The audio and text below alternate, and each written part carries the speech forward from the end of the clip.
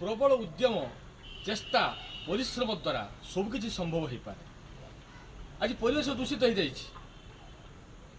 घरटे करुचे गचरे लगापी जगह ना पनीपरिया खाऊे सब रासायनिक एत भरपूर देह अत्यंत असुस्थ हो जाऊँ जहाँफल भल करने मेडिसिन अभाव अच्छे।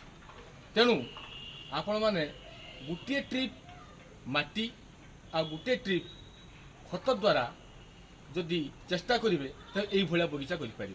देखु ये है आज्ञा बिलाती गछ, ये है बिलाती गछ देखु बिलाती ये हूँ लंका गछ,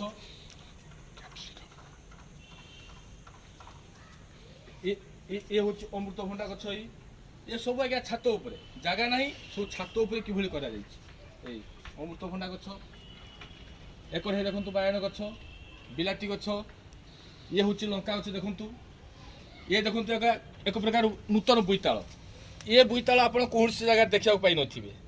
ये बोईताल अत्यंत रुचिकर पुष्टिकर स्वादयुक्त।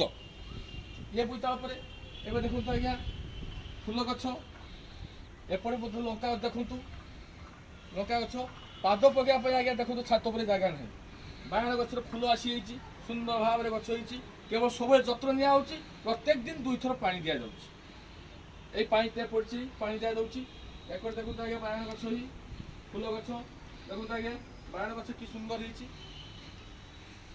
फूल आसी सब देखो आज्ञा एपटे ए साइड सब देखु सुंदर भाव फूल होती।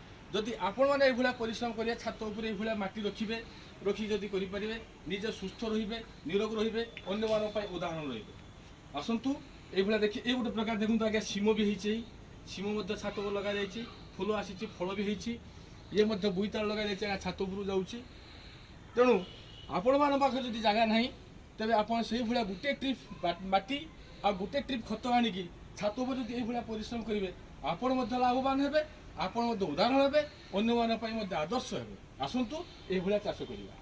जय जगन्नाथ।